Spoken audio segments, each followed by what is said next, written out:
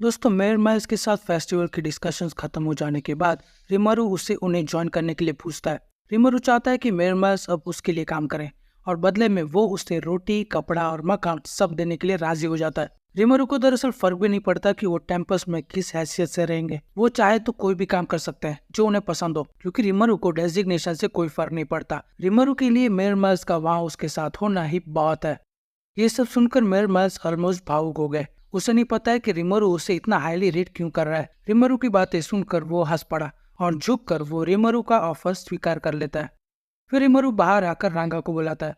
वो उसे कुछ पर्चियां देता है और कहता है कि इन प्लान्स को वो तुरंत ही गाक्यू को दे दे और उसे कहे कि बाकी की डिटेल्स वो वापस आकर उन्हें देगा। दोस्तों गाक्यू वो बंदा है जो इस वक्त गैंड की गैराज में टेम्पस में वहां की कंस्ट्रक्शन का काम संभाल रहा है। बट रिमरू को साथ ही साथ मेयर माइल्स की भी फिक्र हो रही थी, क्योंकि उसे पता है कि जिस नोबल को उसने पिछवाड़े लात मारकर उसे भगाया था वो अपनी बेइज्जती यूं ही नहीं भूलेगा और हो सकता है कि वो मेयर माइल्स से बदला लेने की भी कोशिश करे। तो रांगा उसे कहता है कि अगर रिमरू चाहे तो वो अभी और इसी वक्त उस नोबल को ठिकाने लगा सकता है। मगर रिमरू मना करते हुए कहता है कि ऐसा करने से हम मॉन्स्टर्स का ही नाम बदनाम होगा और लोगों में मॉन्स्टर्स के लिए नफरत और बढ़ जाएगी। तो इसलिए वो रांगा से कहता है कि शहर जाकर वो सिक्योरिटी डिपार्टमेंट वालों से बात करे और उन्हें किसी ऐसे को भेजने के लिए कहे जो फिलहाल फ्री हो और मेयर माइल्स की सुरक्षा कर सके। वहां से निकलने के बाद रिमरू जाता है गिल्ड मास्टर फ्यूज से मिलने के लिए और उनका पहला इंटरेक्शन क्या था वो हमने देख ही लिया है। फ्यूज रिमरू से माफी मांगता है क्योंकि उसे लगता है कि वो वेस्टर्न होली चर्च में अपना प्रभाव नहीं डाल सका, जिसकी वजह से उन्होंने मॉन्स्टर कैपिटल पर हमला कर दिया। मगर यह बात रिमरू के साथ साथ हम सब भी जानते हैं कि वेस्टर्न होली चर्च के बारे में फ्यूज चाहकर भी कुछ नहीं कर पाता, क्योंकि उनके अंदर मॉन्स्टर्स के खिलाफ नफरत ही इतनी भरी हुई थी कि उन पर फ्यूज का तो क्या किसी की भी बातों का कोई असर नहीं पड़ना था। और इसका एहसास रिमरू को भी है, तो वो यही सब चीजें फ्यूज को समझाने लगता है। सारी बातें क्लियर हो जाने के बाद रिमरू उसे और ब्लूमन के किंग को फेस्टिवल का फॉर्मल इन्विटेशन देता है। अब क्योंकि रिमरू पर्सनली ब्लूमन के किंग को नहीं जानता है तो उनका भी इन्विटेशन फ्यूज को ही दे देता है ताकि वो उससे किंग तक पहुंचा सके। बट जब दोस्तों रिमरू को पता लगा कि वेस्टर्न होली चर्च वाले मामले में यूकी भी रिमरू की हेल्प करने की कोशिश कर रहा था, तो तब रिमरू उसके लिए भी एक इन्विटेशन कार्ड छोड़ जाता है। फिर रिमरू वहां से जब बाहर निकला तब गाबीमोन नाम का कोई गॉब्लिन रिमरू को मिलने के लिए आता है। दोस्तों ये वही गॉब्लिन है जो मेयर माइल्स की सुरक्षा करने के लिए आया है। दोस्तों मैं आपको बता दूं कि गाबीमोन गोप्टा का राइवल है। गाबीमोन और गोप्टा मिलकर गॉब्लिन राइडर्स के कैप्टन बनने के लिए आपस में कम्पीट कर रहे थे, बट इवेंचुअली इस कंपटीशन में गोप्टा की जीत हो जाती है और उसे गॉब्लिन राइडर्स का कैप्टन बना दिया जाता है। बट सिंस गोप्टा गाबीमोन का राइवल था तो गाबीमोन गोप्टा के अंडर वाइस कैप्टन की पोजीशन स्वीकार नहीं करता है, जिसके बाद उसने वो काम भी छोड़ दिया। वैसे बेनीमारू के अनुसार गाबीमोन गोप्टा से फिजिकली स्ट्रांग है, बट गाबीमोन की एक परेशानी है। बेनीमारू को लगता है कि गाबीमोन कभी कभार काफी ओवर कॉन्फिडेंट हो जाता है अपनी खुद की स्किल को लेकर, जो एक्चुअल कॉम्बैट में उसके लिए सबसे बड़ा वीक पॉइंट साबित हो सकता है। और यही वजह थी कि बेनीमारू ने गाबीमोन की जगह गोप्टा को गॉब्लिन राइडर्स का कैप्टन बनाया था। फिर दोस्तों रिमरू उसे मेयर माइल्स को गार्ड करने का काम सौंपता है और उसे समझाता है कि मेयर माइल्स उसके लिए कितने इंपॉर्टेंट इंसान है और ये भी कि उसे ये काम बिना किसी को पता चले करना होगा। रिमरू अपनी बात को आगे बढ़ाते हुए कहता है कि तुम मेयर माइल्स को सिर्फ गार्ड ही नहीं करोगे, बल्कि ये तुम्हारे लिए सबसे अच्छा मौका होगा कुछ सीखने का। मेयर माइल्स जानते हैं कि लोगों से बात करके उन पर अपना प्रभाव कैसे डालना है और कैसे उस प्रभाव का इस्तेमाल करके उनके पास से अपना काम निकलवाना है। रिमरू कहता है कि काम खत्म हो जाने के बाद मेरे पास आना और बताना कि तुमने मेयर माइल्स के साथ रहकर क्या क्या सीखा, और इसके रिवॉर्ड के रूप में मैं तुम्हें अपनी तलवार जो मैं पर्सनली इस्तेमाल करता हूँ वो भी मैं तुम्हें दे दूंगा। मगर ये तलवार तुम्हें सिर्फ तभी मिलेगी जब तुम मुझे ये साबित करके दिखाओगे कि तुमने खुद के अंदर कुछ इंप्रूवमेंट लाई है। जिसका जवाब देते हुए गाबीमोन कहता है कि वो उनके एक्सपेक्टेशंस पर जरूर खड़ा उतरेगा और उन्हें दिखाएगा कि वो कितना इम्प्रूव हुआ है। फिर दोस्तों अगले पैनल में सीन चेंज होता है, जिसे देखकर पहली नजर में तो हमें ऐसा लगता है कि जैसे कोई इविल ऑर्गेनाइजेशन कुछ बहुत बड़ा करने की तैयारी कर रही है, जिसके लिए उन्होंने यहाँ मीटिंग रखी है। बट दोस्तों ऐसा कुछ भी नहीं है।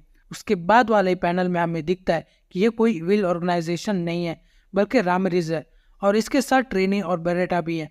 दरअसल दोस्तों वो लोग यहाँ पड़े पड़े बहुत बोर हो गए हैं, क्योंकि उनके पास गोलेम बनाने के अलावा और कोई काम ही नहीं है और ना ही उनके लैब्रिंथ में उनके अलावा और कोई आता जाता रहता है। तो रामिरेज बेसिकली ये लैब्रिंथ छोड़कर रिमरू के साथ उनके देश में रहना चाहती है और इसीलिए ये सारे लोग इतना नाटक कर रहे हैं।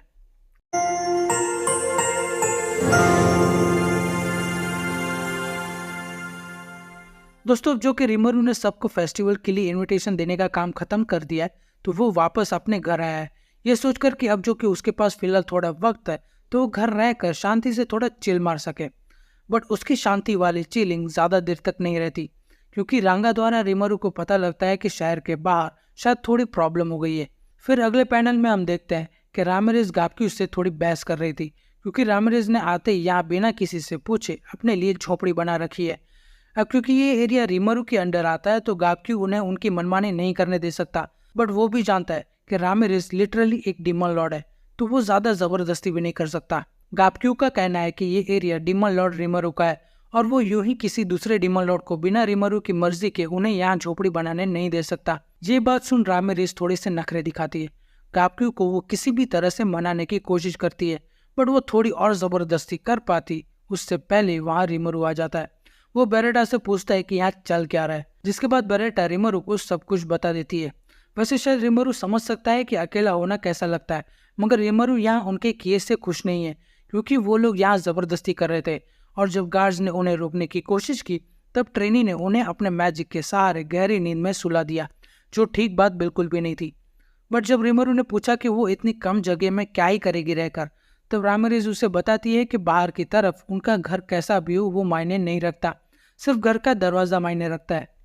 रामिरेज की बातें रिमरू के समझ में नहीं आती, बट जब उसने रामिरेज की झोपड़ी का दरवाजा खोला तब वो भी हैरान हो गया, क्योंकि अंदर जगह इतनी ज्यादा बड़ी थी कि यहाँ लिटरली घोड़े दौड़ाए जा सकते हैं। रामिरेज उसे अपनी मेज क्राफ्ट स्किल के बारे में बताती है। उस स्किल की मदद से वो अपने लिए कितनी भी बड़ी जगह का निर्माण कर सकती है। हालांकि इसमें मैजिक की मात्रा भी देखनी पड़ती है, बट नॉनदलेस ये स्किल बहुत ही ओपी है।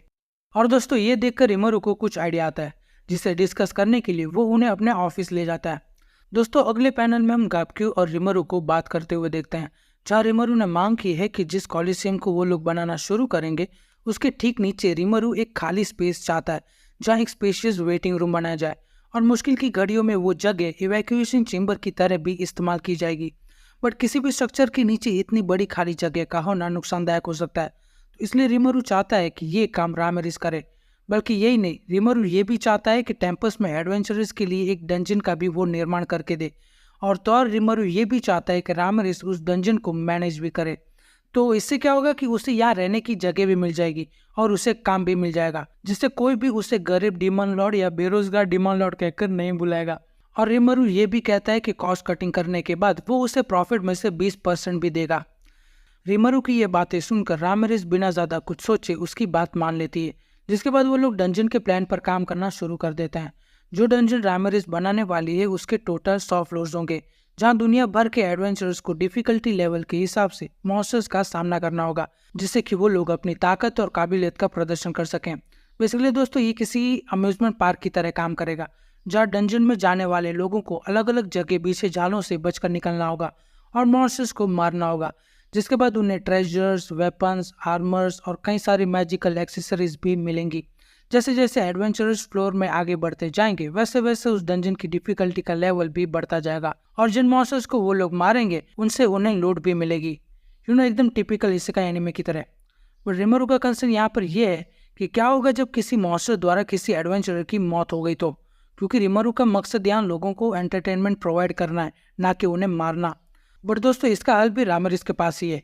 वो कहती है कि अगर कोई एडवेंचर डंजन में मर भी जाएगा तो वो भी फिर से जिंदा हो सकता है, जिससे उस डंजन में एक्सीडेंट्स होने के चांसेस खत्म हो जाते हैं। इसके लिए रामिरेज को बस उनके शरीर को डंजन के बाहर फेंकना है, जिससे वो लोग फिर जिंदा हो जाएंगे। और ये सुनते ही रिमरू की सारी परेशानियां खत्म हो गई, जिसके बाद वो लोग कॉलिजियम और डंजन को बनाने का काम शुरू कर देते हैं। रामिरेज का कहना है कि सिर्फ कुछ ही दिनों में वो पूरे 100 फ्लोर्स बनकर तैयार कर देगी, जिसके बाद रिमरू को सिर्फ एक ही काम करना है, और वो है इस पूरे डंजन को मॉन्स्टर से भरना। जो ये काम रिमरू वेल्डोरा से करवाएगा। वेल्डोरा को थोड़ा मक्खन लगाने के बाद रिमरू उसे डंजन में ले आता है। अब दोस्तों इस डंजन में वेल्डोरा के आने से 2 फायदे होंगे।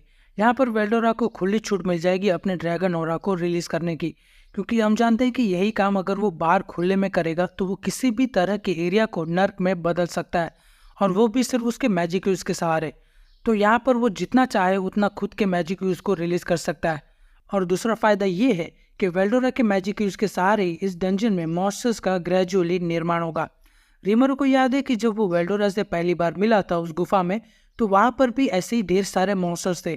पर दोस्तों उन मॉन्स्टर्स को कोई बात छोड़कर नहीं गया था, वो खुद वहाँ पैदा हुए थे वेल्डोरा की वजह से, और रिमरू इसी पद्धति का यूज करके इस डंजन को मॉन्स्टर से भरना चाहता है, जब वेल्डोरा इस डंजन के बॉस मॉन्स्टर के रूप में अपनी जिम्मेदारी निभाएगा। ये कैसे काम करेगा ये जानने के लिए आप इस पेज को पॉज करके पढ़ सकते हैं, सिर्फ थोड़ा सा ही है। फिर दोस्तों जब रिमरू ने बेरेटा से कंस्ट्रक्शन की प्रोग्रेस के बारे में पूछा तो बेरेटा ने कुछ ऐसा जवाब दिया कि रिमरू सोच में ही पड़ गया। रिमरू ने जैसे मानो कि बेरेटा की सेंस ऑफ लॉयल्टी में फर्क देख लिया हो। मैं पक्के तौर पर तो नहीं कह सकता, बट उससे शायद ये लगा हो कि बेरेटा रिमरू से ज्यादा लॉयल है बजाय रामिरेस के।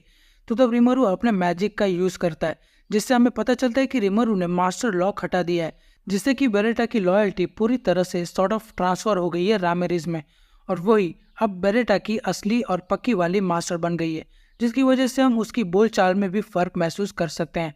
बट उन सब में हम ज्यादा डिटेल में नहीं जाएंगे।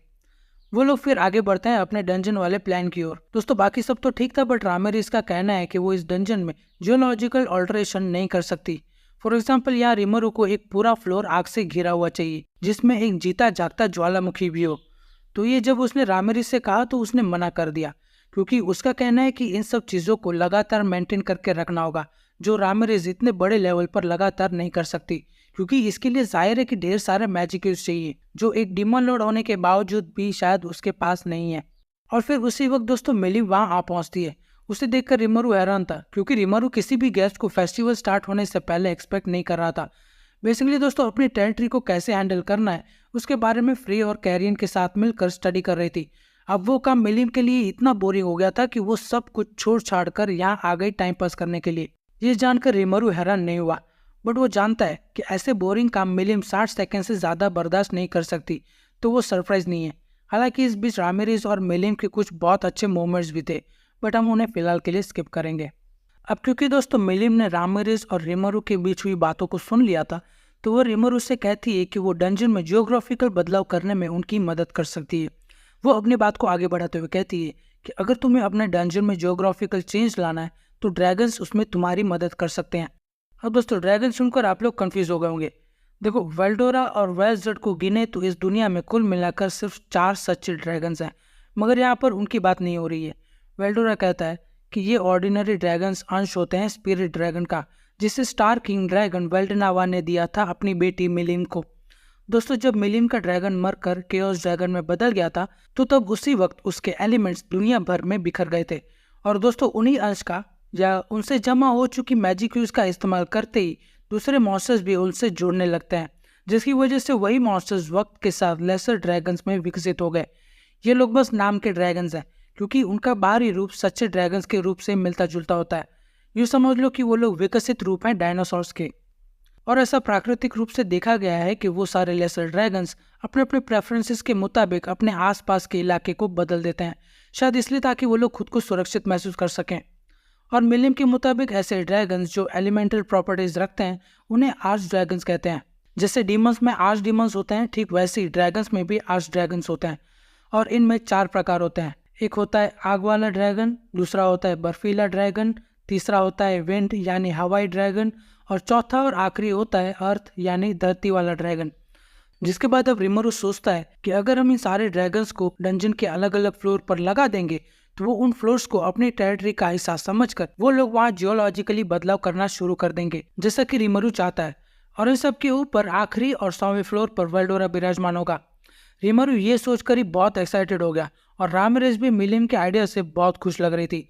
तो वो दोनों क्या करते हैं, अब क्योंकि ये आइडिया मिलिम ने दिया है तो रिमरू और रामिरेस मिलिम को चीयर करते हुए उसे ही उन लेसर ड्रैगन्स को पकड़ने के लिए भेज देते हैं। तो दोस्तों आज की इस वीडियो को मैं यहीं ख़त्म करता हूँ। अगर आपको ये वीडियो अच्छी लगी हो तो इस वीडियो को एक लाइक ज़रूर कर देना, नहीं अच्छी लगी तो डिसलाइक कर देना यार, चलेगा। मैं मिलूंगा अब आपको अगली वीडियो में, तब तक के लिए sayonara. I play Ruby cause she hoeing, Mr. Brownie, birds I'm flowing, he could drain my money growing, give me brain war, total soaking, squad, my boys in the ocean, give me pussy and rub it with lotion, we evolved and it caused a commotion, hit the plug with them hyper potions. Some hyper potion, yeah, Johnny, Grove, I'll hit you with a leap.